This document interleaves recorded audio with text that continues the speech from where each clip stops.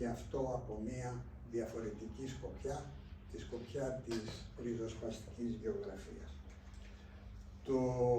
Τα πρώτα σεμινάρια, και εδώ βλέπετε μία εικόνα από το 2012 και το 2013, από την αρχή είχαμε την χαρά να φιλοξενούμε ξένους συναδέλφους που ερχόντουσαν με δικά τους έξοδα, γιατί τα σεμινάρια δεν έχουν οικονομική υποστήριξη, είναι μία αυτοοργάνωση από τα κάτω.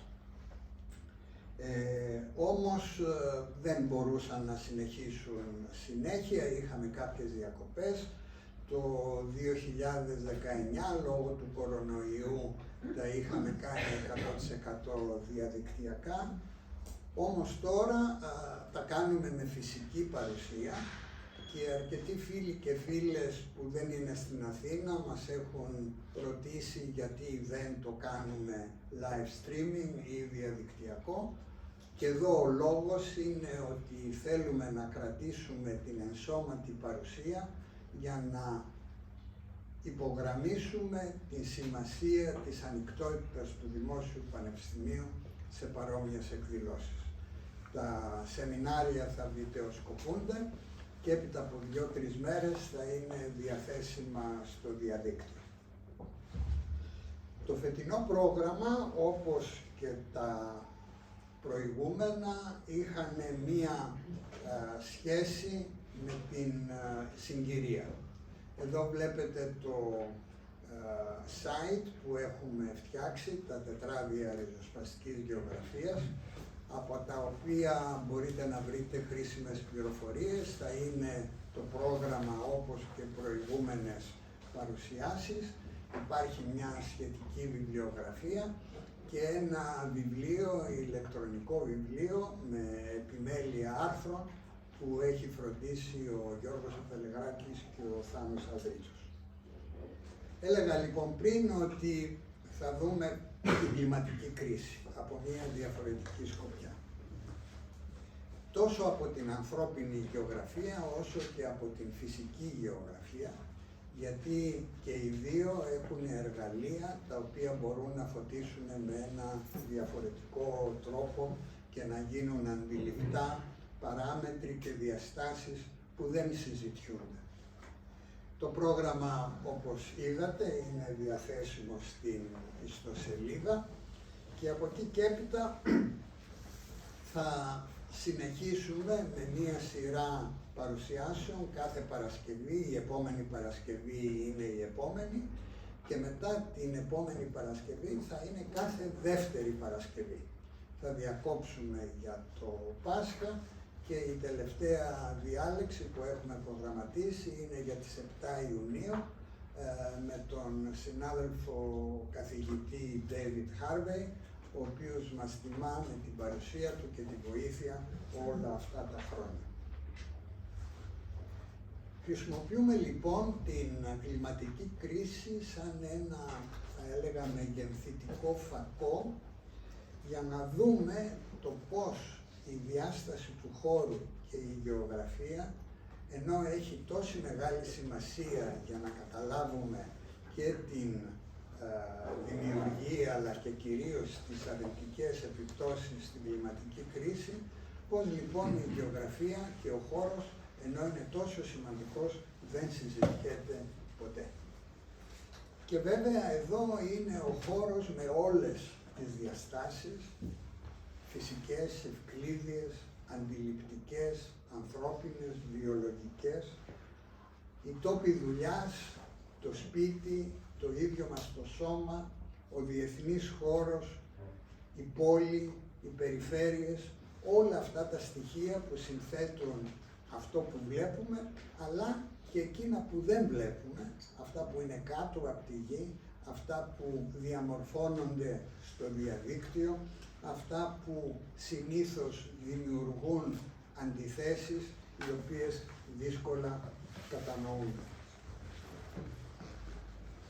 Η κατάσταση πολυκρίσεων που βιώνουμε όλα αυτά τα χρόνια έχει αναδείξει πραγματικά τη σημασία του χώρου και σε αυτά τα 7 σεμινάρια θα το προσπαθήσουμε να το καταλάβουμε λίγο καλύτερα. Επειδή έχουμε 2 χρόνια να υλοποιήσουμε τα σεμινάρια, θα πάρω λίγο χρόνο για μερικές εισαγωγικές παρατηρήσεις, γιατί ίσως και κάποιοι εδώ στην αίθουσα να μην έχουν τις γεωγραφικές γνώσεις που απαιτούνται. Η ριζοσπαστική προσέγγιση στη γεωγραφία αναπτύχθηκε λίγο πριν, λίγο μετά το 1968, το εμβληματικό 1968. Ήταν η γενική άνθηση των ριζοσπαστικών προσεγγίσεων στις κοινωνικές επιστήμες και η γεωγραφία δεν έμεινε και αυτή εκτός από αυτή την εξέλιξη. Τονίζω όμως το ριζοσπαστική προσέγγιση στην και της γεωγραφίας, γιατί δεν υπάρχει κάτι ανεξάρτητο, δηλαδή δεν υπάρχει μία ριζοσπαστική γεωγραφική επιστήμη. Υπάρχει η επιστήμη της γεωγραφίας και υπάρχει και μία ριζοσπαστική προσέγγιση σε αυτή. Αντίστοιχη που έχει πάντως χάρη και η ιστορία και η κοινωνιολογία και οι άλλες επιστήμες. Αυτό που διαφοροποιεί τη ριζοσπαστική γεωγραφία από τις πιο, θα έλεγα, κλασικές προσεγγίσεις της γεωγραφίας είναι μερικά στοιχεία. Θα έλεγα ότι στα κλασικά ερωτήματα που είναι πού και πόσο, που συνήθως απαντάει η κλασική γεωγραφία, η ριζοσπαστική πάντοτε ρωτά το πώς και το γιατί. Και κυρίως το ποιοι κερδίζουν και ποιοι χάνουν από την οργάνωση του χώρου που βλέπουμε ή που φανταζόμαστε. Αυτή η διαφοροποίηση, το ποιοι χάνουν και το ποιοι κερδίζουν, είναι κάτι πολύ σημαντικό, γιατί η ριζοσπαστική γεωγραφία, ενώ κρατά τα εργαλεία και τη βασική ανάλυση της γεωγραφίας, αλλάζει τους όρους παραγωγής της γνώσης και το κυριότερο, αλλάζει τους αποδέκτες. Γιατί η κλασική γεωγραφία ήταν πάντοτε, όπως το ξέρουμε, στην υπηρεσία της εξουσίας. Αρχίζει από την ιστορία ότι η γεωγραφία είναι καλή μόνο για να κάνεις πόλεμο, μια πολύ κλασική αντιμετώπιση, και βέβαια αναπτύχθηκε δραματικά και πάρα πολύ σημαντικά την εποχή της απεικιοκρατίας.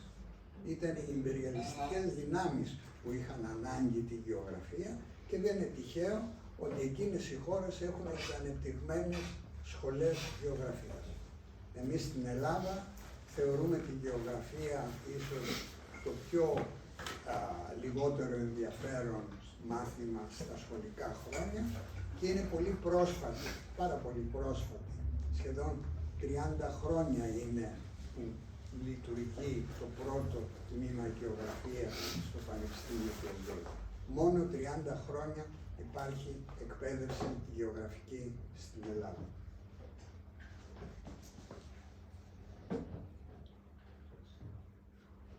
Αναπτύχθηκε λοιπόν η ριζοσπαστική γεωγραφία σε αυτό το πλαίσιο που σας έλεγα και από τις πρώτες επιδιώξεις ήταν να ασκήσει κριτική στην απεικιοκρατία.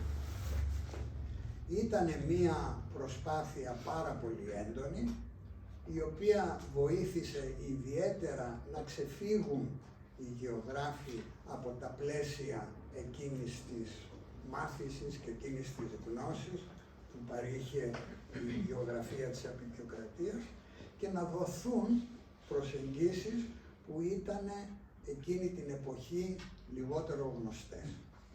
Βασίστηκε σε μία παράδοση από τον 19ο αιώνα που ήταν η αρχική γεωγραφία των αναρχικών γεωγράφων, Ελισέ Ρεκλή και Πίτερ Κροπότκιν, Αλεξέγεβιτς Κροπότκιν, και βέβαια αναπτύχθηκε πολύ έντονα μετά τη δεκαετία του 60, όταν μαζί με τις ρίζες, θα έλεγα, της ριζοσπαστικής γεωγραφίας από τους αναρχικούς γεωγράφους, προσθέθηκε και η μαρξιστική ανάλυση για την παραγωγή του χώρου.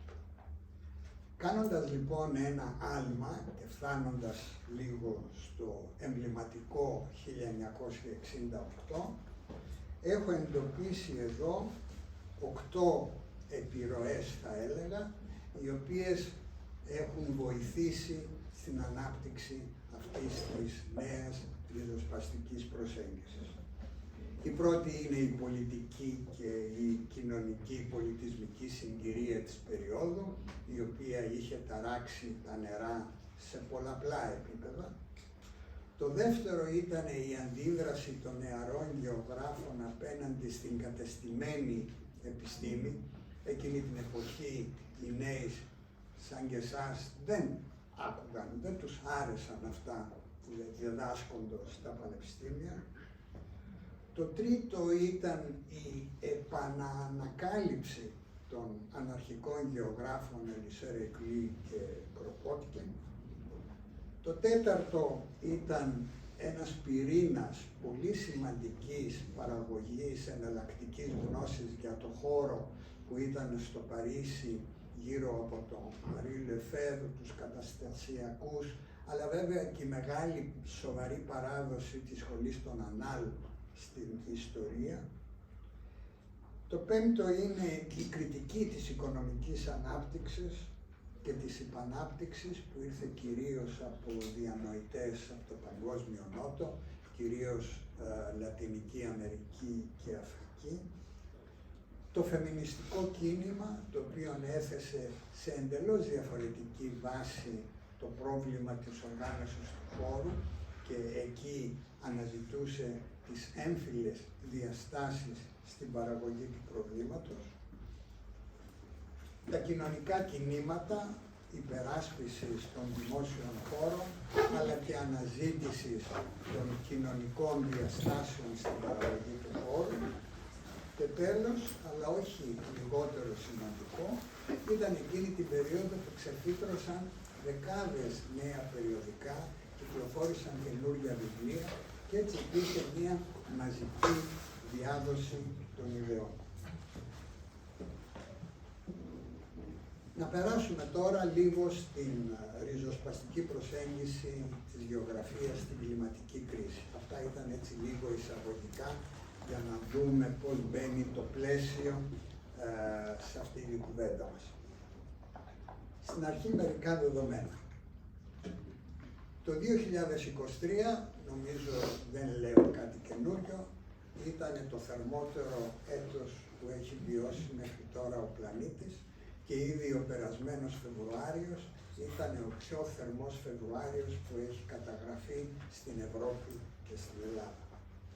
Το Εθνικό Αστεροσκοπείο έχει υπολογίσει ότι ανά δεκαετία η θερμοκρασία ανεβαίνει και ενώ την περασμένη δεκαετία η μέση θερμοκρασία στην Ελλάδα ήταν 13,5 βαθμοί, στη δεκαετία που μόλις τέλειωσε πέρσι έχει φτάσει στους 14,8 βαθμούς. Έχουμε δηλαδή μία διαφορά μέση αύξησης 1,5 βαθμό ανά δεκαετία. Σε 30 χρόνια. Αυτό είναι αρκετά φοβικό, θα έλεγα, σαν γιατί η διάσκεψη για το κλίμα που είχε γίνει στο Παρίσι το 2015 είχε κάνει αυτή την πρόβλεψη για το 2030. Εμείς ήδη το έχουμε κατακτήσει μόλις τώρα. Όμως οι συνολικές τιμές και απεικονίσεις αυτού του είδους δεν μπορούν να παρουσιάσουν τις πολύ σημαντικές κοινωνικές και γεωγραφικές διαφοροποιήσεις αυτών των δεδομένων. Η διαπίστωση, για παράδειγμα, ότι τα φτωχότερα στρώματα του πληθυσμού αντιμετωπίζουν τις δυσμενέστερες συνθήκες από την κλιματική κρίση, ενώ είναι μια σωστή παρατήρηση, αυτή συνοδεύεται από ερμηνείες του τύπου αδιαφορούσαν να προστατευτούν ή αυτό που ακούσαμε και στη Θεσσαλία, δεν είχαν κάνει ασφάλιση, προσωπική ασφάλιση, ή ακόμη ότι έχουν αυξημένη γεννητικότητα και η αυξημένη γεννητικότητα δημιουργεί επιπλέον κινδύνους για αυτές τις οικογένειες. Αυτές είναι καθαρά νεομαρθουσιανές, νεοφιλελεύθερες αντιλήψεις, οι οποίες αποκρύπτουν κάτι πάρα πολύ σημαντικό. Ότι δεν είμαστε στην ίδια βάρκα. Δεν έχουμε όλοι και όλες και όλα την ίδια τροτότητα απέναντι σε ακραίες καιρικές συνθήκες. Ο ΙΕ, για παράδειγμα, υπολογίζει ότι τα 80% των ατόμων που έχουν αναγκαστεί να μετακινηθούν, δηλαδή να γίνουν κλιματικοί πρόσφυγες, βλέπετε τις περιοχές του κόσμου που έχουν συγκεντρωθεί ακραία καιρικά φαινόμενα, λοιπόν το 80% είναι γυναίκες και παιδιά. Οι πλημμύρες και η ξηρασία είναι δύο από τις βασικότερες αιτίες για τις οποίες υπάρχει πάρα πολύ μεγάλη έκθεση, άνηση έκθεση όσον αφορά το φύλο και την ηλικία. Γιατί αυτές οι εξελίξεις, αυτές οι ακραίες συνθήκες επηρεάζουν υπάρχουσες κοινωνικές και χωρικές αδικίες και πάνω σε αυτές κτίζουν καινούριες. Γιατί προέρχονται από ακραίες οικονομικές, έμφυλες και φυλετικές διακρίσεις, οι οποίες συγκεντρώνουν τον πλούτο σε λίγους και δημιουργούν συνθήκες εκμετάλλευσης, εχμαλωτίζοντας εκατομμύρια γυναικών και παιδιών στη φτώχεια και στη σεξουαλική εκμετάλλευση.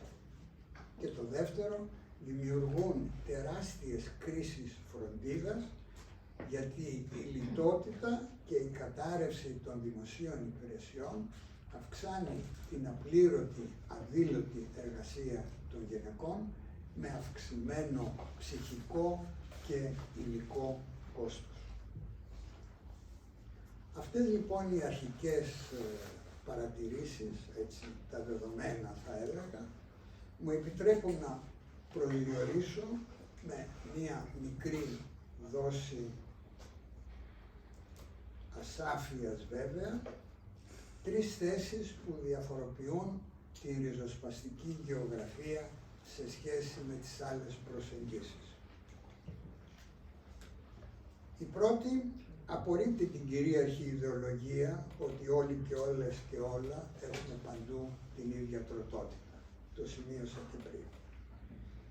Η κλιματική κρίση δεν αποτελεί μία μεμονωμένη καθολική εμπειρία ή καλύτερα κίνδυνο για όλες τις κοινωνικές ομάδες, για όλους τους τόπους. Και βεβαίως αποκρύπτει ότι δεν υπάρχει η ίδια ευθύνη για αυτά που συμβαίνουν. Η δεύτερη θέση αμφισβητεί την αντιμετώπιση της κλιματικής κρίσης με καλύτερες έξυπνες τεχνολογίες ή μεγάλα τεχνικά έργα. Δεν αμφισβητεί τη δυνατότητα που τους παρέχουν, αλλά τονίζει την υποκρισία που κρύπτουν πίσω από αυτές τις κινήσεις, όταν γύρω από όλη αυτή τη συζήτηση η πρόταση είναι μόνο πράσινες, τεχνικές, καθημερινές πρακτικές. Παραδείγματος χάρη, ηλεκτρικά αυτοκίνητα, χάρτινα καλαμάκια, χάρτινα ποτήρια. Και η τρίτη θέση βέβαια δεν θεωρεί την κλιματική κρίση ούτε θεομηνία, ούτε εκδίκηση της φύσης, ούτε αστοχία τεχνικών έργων. Είναι ένα σύστημα εντελώς που βασίζεται σε μια αρπακτική λειτουργία επιχειρήσεων, οι οποίες υποστηρίζονται από θεσμούς και από κυρίαρχες ιδεολογίες. Δεν είναι όμως μόνο σήμερα που αντιμετωπίζουμε από μία ριζοσπαστική γεωγραφική πλευρά αυτά τα θέματα. Θέλω να γυρίσω λίγο πίσω στην ιστορία και να πάμε στον 19ο αιώνα και εκεί να συναντήσουμε δύο εμβληματικές γεωγραφικές αναρχικές φυσιογνωμίες, τον Γάλλο Ελισέ Ρεκλή και τον Ρώσο Πιότρ Αλεξέγεβιτς Κροπότκιν. Ο πρώτος ήταν γιος πάστορα και ο δεύτερος ήταν πρίγκιπας. Ήταν στην εποχή του Τσάρου ένας από τους πρίγκιπες της αυλής. Από διαφορετικές κοινωνικές τάξεις και από διαφορετικούς χώρους συναντήθηκαν στη γεωγραφία και μέσα από την πολύ νεαρή ένταξή τους στο αναρχικό κίνημα.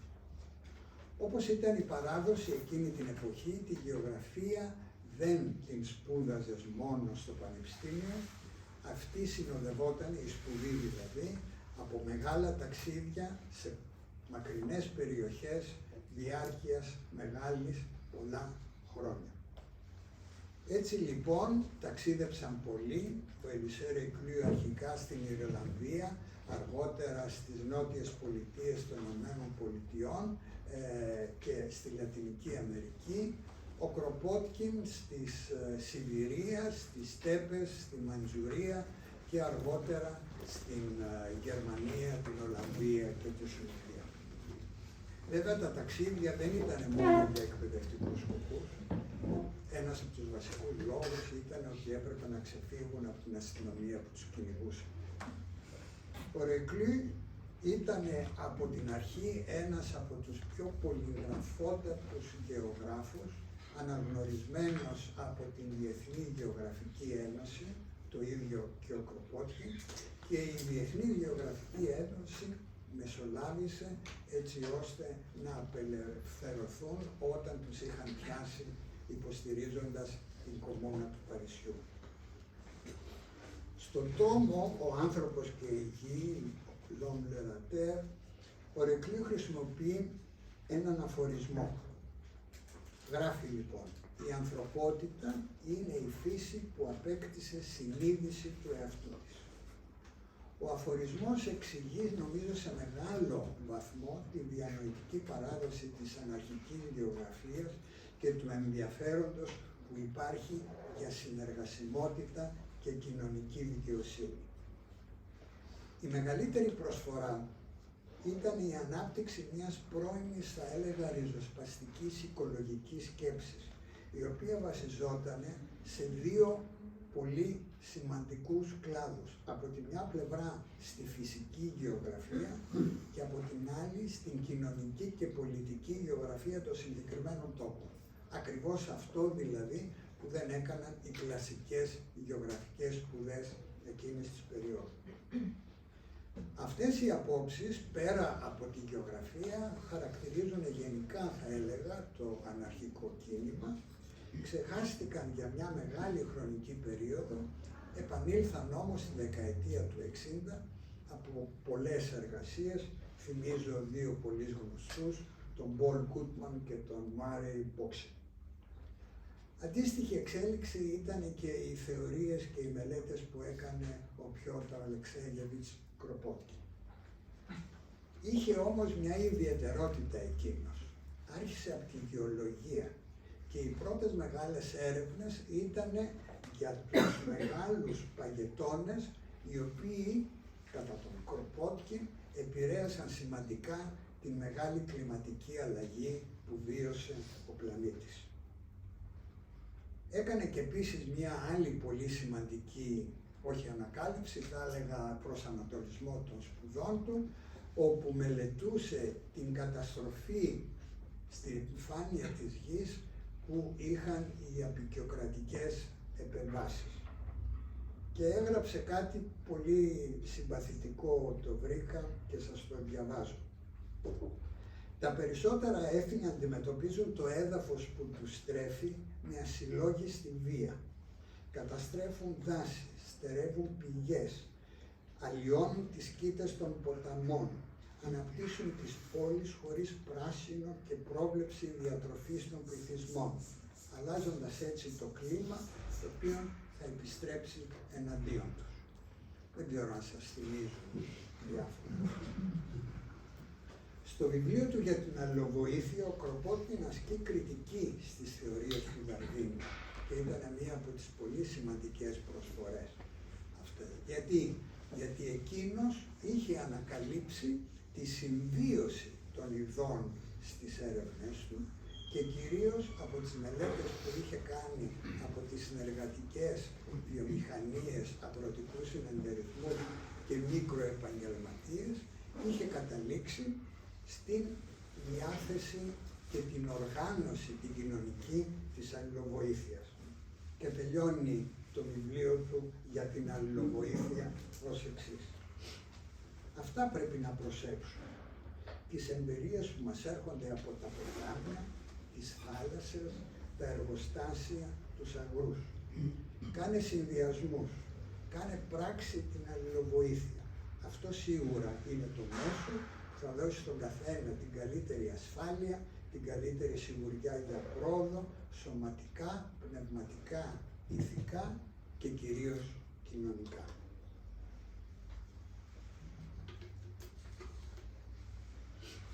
Θα μπορούσα να μιλήσω για ώρες για αυτούς τους δύο πρωτοπόρους, για τις επιρροές στα διάφορα κινήματα της εποχής του, αλλά και για τις βραχύβιες εφαρμογές που είχαν οι θεωρίες του στην επαναστατημένη Ισπανία κατά τον εμφύλιο.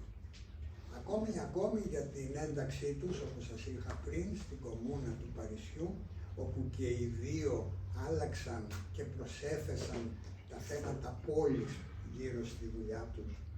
Και βέβαια για τις μεγάλες επιρροές που είχαν σε όλη τη διάρκεια και στη γεωγραφία μέχρι σήμερα, όπου θα έλεγα ανακαλύφθηκαν ξανά το 1960. Σε αυτές τις βάσεις λοιπόν στηρίχθηκε η δεύτερη περίοδος, θα έλεγα η περίοδος της μαρξιστικής συμβολής στη ριζοσπαστική γεωγραφία, η οποία όμως είχε να αντιμετωπίσει ένα πάρα πολύ σοβαρό πρόβλημα. Είχε να αντιμετωπίσει τις δίκαιες κριτικές για τις εκτεταμένες περιβαλλοντικές καταστροφές που είχε επιφέρει η οικονομική μεγέθυνση στις χώρες του υπαρκτού σοσιαλισμού.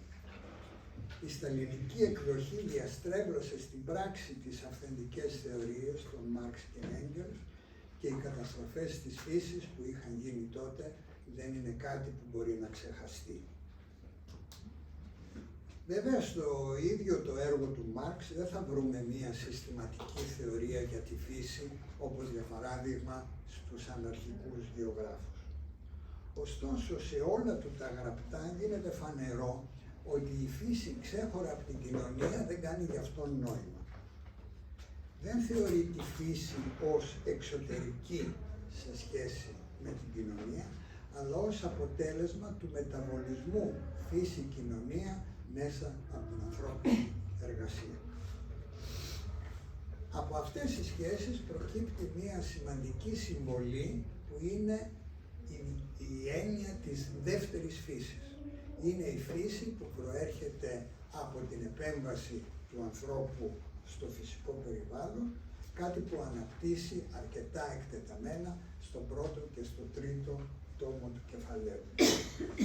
Βέβαια ξέρουμε ότι αυτές οι επεμβάσεις παίρνουν μια ακραία ανταλλακτική εμπορευματική αξία στην εποχή του καπιταλισμού μέσα από την συνεχή επέκταση και αυτό βοηθά μεν τις διαδικασίες συσσόρευσης κεφαλαίου, από την άλλη πλευρά όμως έχει τεράστια περιβαλλοντικά κόστη.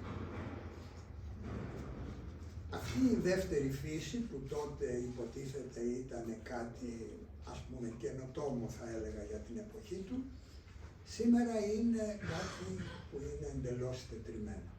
Σήμερα πλέον μετράμε πολλές φύσεις, δεν υπάρχει μία φύση. Μετράμε πολλές φύσεις, από τα γενετικά τροποποιημένα αγροτικά προϊόντα μέχρι την παραγωγή τεχνητού βοδινού κρέατος, τη μετατροπή του θαλασσινού νερού σε πόσιμο ή την κλωνοποίηση των ζώων, γνώσαστε την περίφημη ντόλη. Από την άλλη την πλευρά όμως να σημειώσω και τη μείωση του προσδόκιμου ζωής σε πάρα πολλές περιοχές, είτε λόγω κλιματικών συνθηκών, είτε λόγω οικονομικών κρίσεων. Στη δεκαετία του 60 και μετά ήταν πάρα πολλοί γεωγράφοι μαρξιστές που ασχολήθηκαν με τη φύση. Θυμιώνω μεταξύ άλλων εντελώς ενδεικτικά τον Φίλιπ O'Keefe, τον Μπεν Βίλσον, τον Ντέιβιντ Χάρβεϊ, τον Νίλ Σμιθ, τον Μίλτον Σάντος και πολλούς άλλους. Οι περισσότεροι όμως είχαν ασχοληθεί από μια οικονομική, κοινωνική πλευρά τη φύση. Μία από τις σημαντικές εξαιρέσεις που είχαμε τη χαρά εδώ στο Πανεπιστήμιο να την έχουμε κοντά μας πολλές φορές ήταν η Ντορίν Μάσεϊ, που είχε μία πολύ ειδική σχέση με τη φύση, γιατί ποτέ δεν έβαζε δίπλα τη φυσική γεωγραφία και ειδικά την γεωλογία που τόσο αγαπούσε. Ο Ντέιβιντ Χάρβεϊ στο βιβλίο του 17 αντιφάσεις και το τέλος του καπιταλισμού, στο τέλος, το τρίτο μέρος, εντοπίζει 3 επικίνδυνες αντιφάσεις. Η μία από αυτές ήταν και η φύση, η σχέση κεφαλαίου με φύση.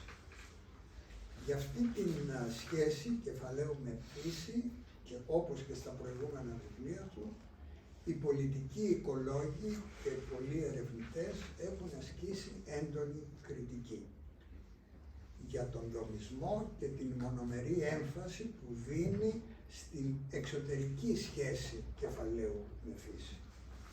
Παρόμοια κριτική κάνει και ένας μαρξιστής οικολόγος, ο Ιάπωνας Κοχέι Σαΐτο, στο βιβλίο του «Ο Μάρξ στην Ανθρωπόκαινο» προς έναν κομμουνισμό της αποανάπτυξης, το σωστό είναι απομεγένθησης βέβαια. Σε πολλά σημεία αυτές οι κριτικές με βρίσκουν σύμφωνο. Από την άλλη πλευρά όμως θέλω να κρατήσω και 3 σημεία, τα οποία νομίζω έχουν μια σημαντική συνεισφορά να μας δώσουν. Το πρώτο σημείο είναι η ιδιοποίηση και η καταστροφή της φύσης μέσω της εγκαθίδρυσης βίαιων θεσμών ιδιωτικής ιδιοκτησίας. Το δεύτερο είναι η γεωγραφική μεταφορά των θετικών οικολογικών αποτελεσμάτων, συνήθως από τον νότο στο βορρά, και η παραμονή όλων των αρνητικών στο νότο. Και το τρίτο, τη δυνατότητα του κεφάλαιου που έχει να αποκομίζει κέρδη και ακόμα από τις φυσικές, από τις καταστροφές που προκύπτουν από φυσικά φαινόμενα. Τονίζω λοιπόν αυτή την σημαντική συμβολή που κάνουν οι μαρξιστές ριζοσπάστες γεωγράφοι, που εντοπίζουν μια σημαντική αντίφαση μεταξύ των κοινών της φύσης και της βίαιης υφαρπαγής και εφαρμογής ιδιωτικού δικαίου. Ένα καλό παράδειγμα νομίζω είναι τα θαλάσσια οικόπεδα που θέλουν να χρησιμοποιήσουν για εξορίξεις. Οι θάλασσες και η βιοποικιλότητά τους ανήκουν στα κοινά της φύσης και το πρακτικό αποτέλεσμα εκχώρησης οικοπαίδων είναι ουσιαστικά η δημιουργία ενός νέου τύπου ραντιέριδων, οι οποίοι χωρίς να έχουν πληρώσει παρά ελάχιστα, ιδιοποιούνται με μία δυνατότητα ολιγοπωλιακής ή μονοπωλιακής χρήσης τεράστιες εκτάσεις. Και αυτό γιατί η μονοπωλιακή γεωπρόσοδος που δημιουργείται προκύπτει ότι πετρέλαιο, φυσικό αέριο υπάρχουν σε συγκεκριμένα σημεία. Δεν υπάρχουν παντού.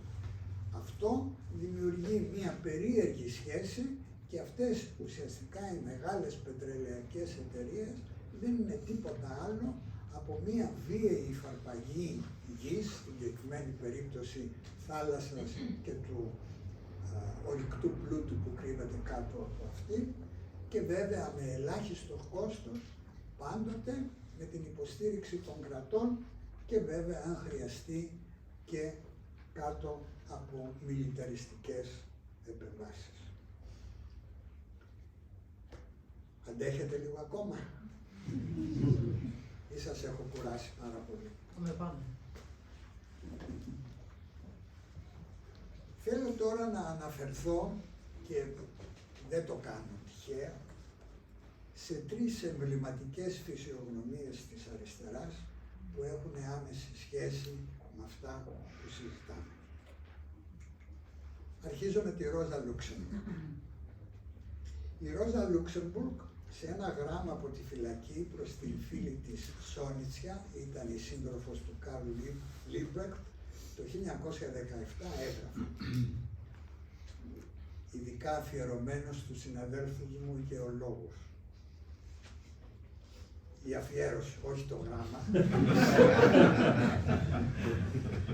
Τώρα έχω βυθιστεί βαθιά στη γεωλογία. Ίσως φαντάζεστε ότι είναι μια ξερή επιστήμη. Αυτό όμως είναι πλάνη. Την διαβάζω με πυρετώδες ενδιαφέρον, με ολόψυχη ευχαρίστηση. Προτείνει κολοσιαία και διευρύνει τον πνευματικό ορίζοντα. Προσφέρει μαζί με την ανθρωπογεωγραφία, την βοτανολογία και την ζωολογική γεωγραφία μία ενιαία ολόπλευρη αντίληψη για τη φύση και τις αλλαγές στο κλίμα, κάτι που δεν μπορεί να κάνει καμία άλλη επιμέρους επιστήμη. Η επιρροή της φυσικής γεωγραφίας στο έργο της Λούξεμποργκ είναι πολύ εμφανής και πολύ σημαντική. Ιδίως στο βιβλίο της για τη συσσόρευση του κεφαλαίου σημειώνει ότι αυτό που συζητάμε για τη λειτουργία του καπιταλισμού δεν μπορεί να συμβεί αν δεν υπάρχει η εκμετάλλευση σε άλλους τόπους, συνήθως μακρινούς, προγενεστέρων μορφών καπιταλισμού μέσα από τη διαδικασία αυτό που είχε ονομάσει και ο Μάρξ, αλλά κυρίως το ανέπτυξε η Λούξεμποργκ, της πρωτογενούς συσσόρευσης. Είναι δηλαδή μία βίαιη υφαρπαγή όλου του πλούτου, η οποία υποστηρίζει τις κλασικές λειτουργίες του καπιταλισμού που ξέρουμε με βιομηχανίες κλπ. Είναι λοιπόν μία συσσόρευση δια της υφαρπαγής που συνεχίζεται μέχρι τις μέρες μας, είτε η υφαρπαγή της γης, είτε των κοινών της φύσης, είτε βέβαια με τις γνωστές ιδιωτικοποιήσεις των δημόσιων παροχών. Το ίδιο ενδιαφέρον για τη γεωλογία είχε και ο Μανώλης Γλέζος. Στην πολύχρονη διάρκεια των φυλακίσεών του, διάβαζε μανιακά κι αυτός γεωλογία. Επηρεασμένος από τα πετρώματα και τον ορυκτό πλούτο της πατρίδας του, στην Άξος, στα Πυράθου, είχε ζητήσει από τους φύλακες να του δώσουν τα βιβλία της γεωλογίας που ήταν πολιτικά ανώδυνα. Στη Λέρο λοιπόν, στο Λακκί της Λέρου, με καθηγητή το συνεξόριστο γεωλόγο Δημήτρη Κισκύρα, πήρε δίπλωμα γεωλογίας, έλεγε και γεωλογία.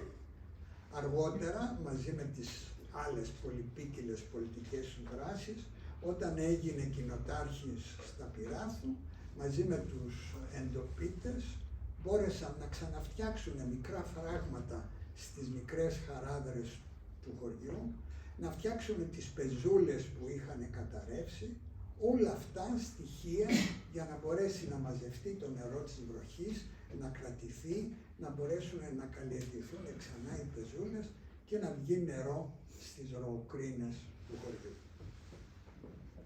Εκεί λοιπόν έγραψε και ένα πάρα πολύ ενδιαφέρον βιβλίο, τη συνείδηση της πετρέας γης. Αυτές λοιπόν τις τρεις ιδιότητες του Γλέζου, το Πανεπιστήμιο Πατρών, το Τμήμα Γεωλογίας και Γεωεπιστημών τις αξιολόγησε και το 1996 τον ανεκήρυξε επίτιμο διδάκτορα. Αντίστοιχη βιωματική εμπειρία με τις πέτρες είχε και ο Αντώνιο Γκράμψη. Γεννήθηκε το 1891 σε ένα μικρό ορεινό χωριό της Σαρδινίας, σε μία περιοχή όπου πέτρες και μόνο πέτρες υπήρχαν. Μάλιστα, οι διάσπαρτες πέτρες στους αγρούς, για να μπορέσουν να καλλιεργηθούν τα λίγα χωράφια, έπρεπε να συγκεντρωθούν σε στίβες. Μία δουλειά που έκαναν γυναίκες και παιδιά, γνωστή σχεδόν σε όλες τις νησιωτικές άνυδρες περιοχές του Μεσογείου και πολύ ωραία κινηματογραφημένη στη Σικελία από τους αδελφούς Σταμπιάννη στο έργο του «Ο Φεγγαροκτυπημένος», «Il mal di luna». Ο Γκράμψι δεν έγινε γεωλόγος όπως ο Γλέζος, όμως στις σπουδές που έκανε στο Τωρίνο, εκτός από φιλοσοφία και φιλολογία, σπούδασε και γεωγραφία. Εκεί, μάλιστα στις σπουδές γλωσσολογίας, έδωσε μια ιδιαίτερη έμφαση, γιατί παρακολουθούσε τα σεμινάρια του Μπαρτόλη, που ήταν γλωσσολόγος περιφερειολόγος, δηλαδή λειτουργούσε η γλωσσολογία ως βάση για την ερμηνεία της περιφερειακής οργάνωσης της Ιταλίας, επειδή η Ιταλία, ως γνωστόν, έχει δεκάδες έως εκατοντάδες διαφορετικές διαλέκτους. Όμως, ενώ ο χώρος είναι πολύ ορατός στη δουλειά του Γκράμψι, ειδικά στο ζήτημα του Νότου και σε πολλά άλλα από τα κείμενά του, στα τετράδια της φυλακής, η σχέση με τη φύση δεν είναι τόσο ορατή. Αυτή εμφανίζεται έμεσα μέσα από τις απόψεις που διατυπώνει για την διαλεκτική. Σας διαβάζω ένα μικρό κομμάτι. Η διαλεκτική μπορεί να ανοίξει μια νέα φάση στην ιστορία και στη γεωγραφία, στην εξέλιξη του κόσμου. Μπορεί να το κάνει στον βαθμό που θα απομακρυνθεί από τον παραδοσιακό ιδεαλισμό και τον παραδοσιακό υλισμό, φιλοσοφίες που εξέφρασαν προηγούμενες κοινωνίες, ενώ συγχρόνως μπορεί να κρατήσει κάποια από τα χαρακτηριστικά του. Νομίζω ότι αυτή η προσέγγιση, ένα δείγμα τώρα σας διάβασα, το έργο του είναι τεράστιο, το ξέρετε περισσότερες, θεμελιώνει έναν αντιδογματισμό και έναν σχεσιακό μαρξισμό για το Γκράμψι, που του επιτρέπει μία εντελώς διαφορετική σχέση φύση-κοινωνία σαν συνεξελισσόμενες οντότητες. Και αυτή η βιωμένη εμπειρία από την αγροτική Σαρδινία, αυτή η συνείδηση της πετρέας γης, για να θυμηθούμε ξανά το Γλέζο, είναι κάτι που τον συνόδευσε σε όλη του τη ζωή και καταλήγει σε απόψεις αντιεξουσιαστικές απέναντι από τη φύση. Ο Γκράμψι, που είχε και έχει ακόμα πολύ μεγάλη επιρροή στην πολιτική οικολογία, μου επιτρέπει να κάνω τη γέφυρα για την τρίτη αυτή μεγάλη ομάδα διανοητών και τη σχέση τους με την ριζοσπαστική γεωγραφία.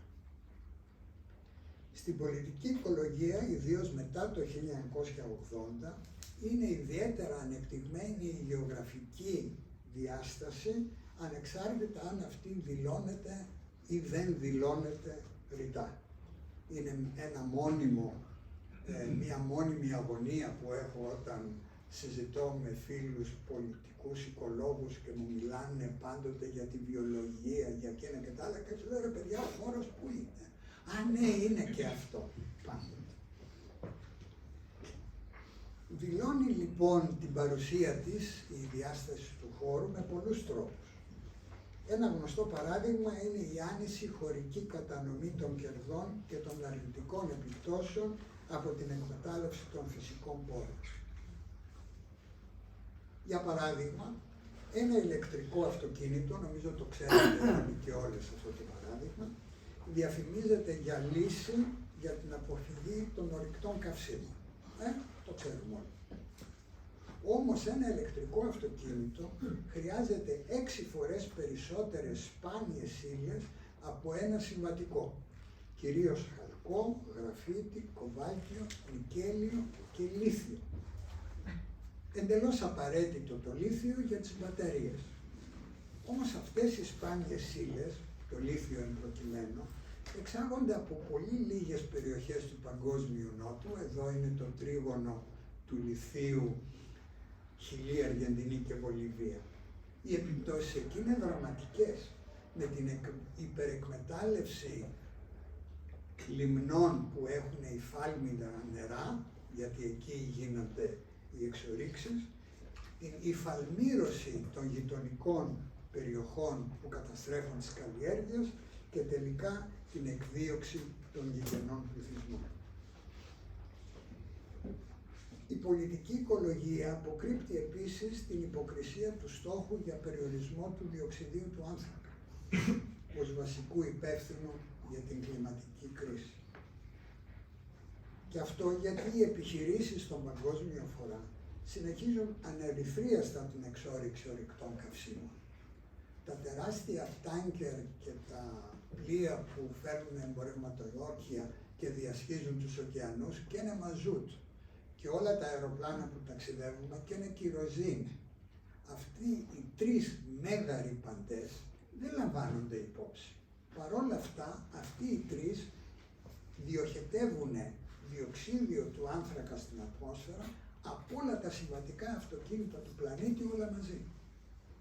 Αυτές είναι εκτιμήσεις των Ηνωμένων Εθνών, δεν είναι δικές μου. Αν λοιπόν ένας από τους στόχους της κλιματικής αλλαγής είναι το διοξίδιο του άνθρακα, αν λοιπόν είναι αυτός, με αυτές τις τεράστιες εκπομπές, όσοι παίρνουν τις αποφάσεις για τον περιορισμό του, καταλήγουν σε συμφωνίες οι οποίες είναι και αυτές απαράδεκτες, όπως το εμπόριο ρήπων. Το εμπόριο ρήπων που έχει ψηφιστεί ουσιαστικά επιτρέπει στον παγκόσμιο φορά να συνεχίζει το business as usual, να πληρώνουμε τον παγκόσμιο νότο να αγοράζουμε τα δικαιώματα ρύπανσης, ουσιαστικά δηλαδή πληρώνουμε άλλους για να πεθάνουν για μας, γιατί και η Ελλάδα ανήκει σε αυτή την κατηγορία. Ενώ λοιπόν όλοι οι διεθνείς οργανισμοί και οι μεγάλες επιχειρήσεις, οι ΜΚΟ, τα μέσα μαζικής ενημέρωσης, ό,τι θέλετε βάλτε εκεί, συμφωνούν ότι η κλιματική κρίση αποτελεί ουσιαστικό πρόβλημα, αποφεύγουν να δούνε τον ελέφαντα στο δωμάτιο και χρησιμοποιούν ένα ιδιάζοντα απολύτικο λόγο για να μας πείσουν ότι αυτό που βλέπουμε δεν είναι αυτό που νομίζουμε. Τα περιβαλλοντικά θέματα λοιπόν και οι καταστροφές συγκροτούν κατά την άποψή μου μια ιδανική αρένα στην οποία δομείται ο απολύτικος λόγος ή αν θέλετε η μεταπολιτική όπως συζητιέται τον τελευταίο καιρό. Όπως είδαμε πρόσφατα στη χώρα μας με την καταστροφή της Ζαδιάς και τις πλημμύρες στη Θεσσαλία που βλέπουμε εδώ, ο βασικός υπεύθυνος για τις καταστροφές ήταν πάντοτε η κλιματική κρίση. Εδώ έχουμε όμως δύο πολύ σημαντικούς μύθους με τους οποίους θα πρέπει να αντιπαρατεθούμε και νομίζω η ριζοσπαστική γεωγραφία αντιπαρατίθεται πολύ καλά. Ο πρώτος είναι η χρήση του όρου φυσικές για τις καταστροφές, υπονοώντας ότι η φύση είναι ο βασικός υπεύθυνος, αφήνοντας έτσι εκτός συζήτησης τις άνισες χωροκοινωνικές τροτότητες που χαρακτηρίζουν κάθε περιοχή και κάθε κοινωνική ομάδα. Δεν υπάρχουν φυσικές καταστροφές. Υπάρχουν καταστροφές. Σκέτο. Ο δεύτερος μύθος στηρίζεται την άποψη ότι οι καταστροφές προκαλούνται αποκλειστικά από την κλιματική κρίση. Αυτό που συμβαίνει δηλαδή τώρα. Συνοδεύεται από άρνηση ή στην καλύτερη περίπτωση υποβάθμιση της έννοιας της συλλογικής τροτότητας. Αυτής δηλαδή που συσσωρεύθηκε σε κοινωνίες και σε τόπους από επεμβάσεις ή παραλήψεις πολλά χρόνια πριν. Να λοιπόν η βασική αντίφαση. Η συγχρονία, δηλαδή αυτό που συμβαίνει τώρα, υπερτερεί της διαχρονίας. Αυτό δηλαδή που συνέβαινε παλιά. Δηλαδή αδιαφορία για τις συνθήκες τροτότητας, που σημαίνει αδιαφορία για να πάρουμε μέτρα, αδιαφορία για πρόληψη και αδιαφορία για κάτι το οποίο όλοι αναγνωρίζουν ότι θα συμβαίνει συχνά. Και επίσης, και κάτι ακόμα χειρότερο, αδιαφορία για τις άνισες χωροκοινωνικές καταστάσεις μιας ευαλωτότητας από μια καταστροφή, λες και ο αγρότης της Θεσσαλίας είναι το ίδιο ευάλωτος με τον κάτοικο του Ψυχικού ή οι φαβέλες του Ρίο ντε Τζανέιρο με τους κατοίκους στις περιφραγμένες κοινότητες στην ίδια πόλη.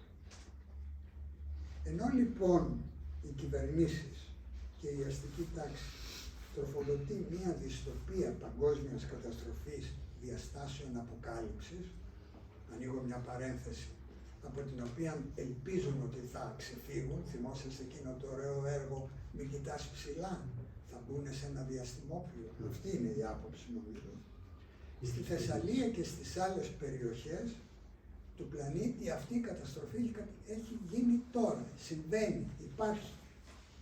Η διατήρηση λοιπόν και η αναπαραγωγή του φόβου από παρόμοιες εντός εισαγωγικών αναπόφευκτες λόγω κλιματικής κρίσης καταστροφές αξιοποιείται από την εξουσία και αποτελεί πλέον σήμερα τμήμα της πολιτισμικής πολιτικής των νεοφιλελευθέρων κυβερνήσεων. Γιατί η διαχείριση του φόβου μαζί με την επιτήρηση αποτελεί κεντρική επιδίωξη. Όμως επίσης αυτή η φοβική ρητορική για την κλιματική κρίση και τις ακραίες εκδοχές έχει και μία άλλη επίπτωση. Αν ο στόχος λοιπόν είναι η μείωση του διοξιδίου του άνθρακα, πάρα πολλοί οικολόγοι τον αμφισβητούν ως αυτούσιο στόχο, δεν θα τα πω εγώ, θα τα πούνε εκείνοι καλύτερα.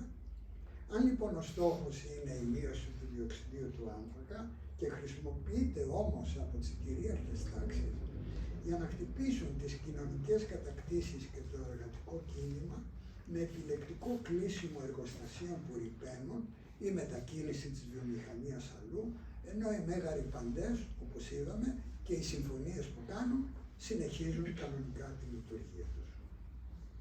Ένα άλλο παράδειγμα είναι ο στόχος της Ευρωπαϊκής Ένωσης για προστασία της θαλάσσιας βιοποικιλότητας στη Μεσόγειο και τον εξυγχρονισμό των μονάδων.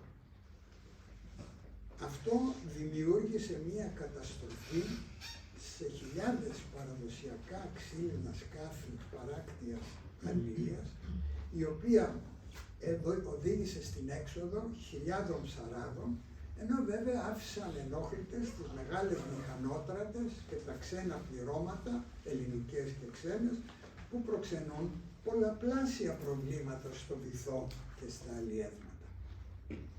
Αυτές λοιπόν οι πράσινες εντός εισαγωγικών πολιτικές της Ευρωπαϊκής Ένωσης, αντί να στοχεύουν τους βασικούς ενόχους, δημιουργούν αντιδράσεις, πολλαπλές κοινωνικές αντιδράσεις σε εργαζόμενους και πολίτες που βιώνουν ανεργία και περιθωριοποίηση.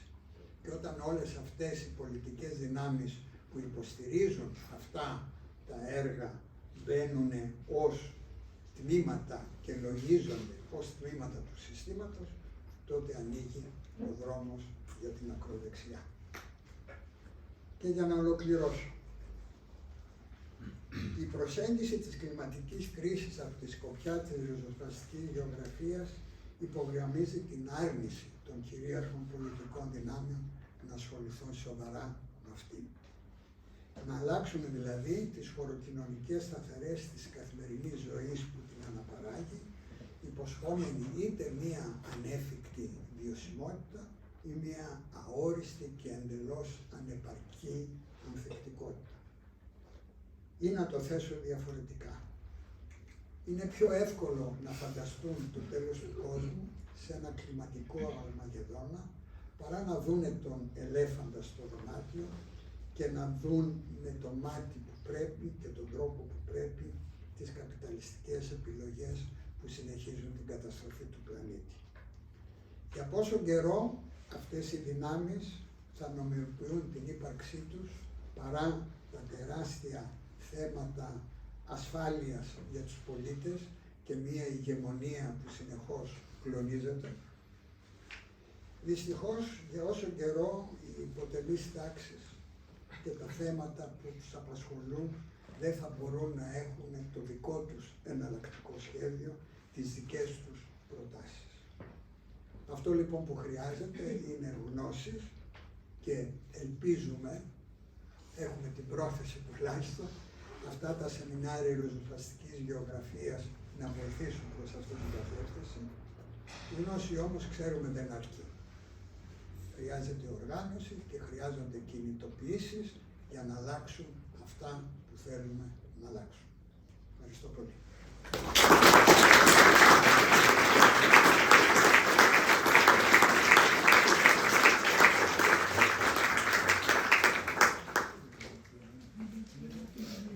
Συγγνώμη να σας κούρασα.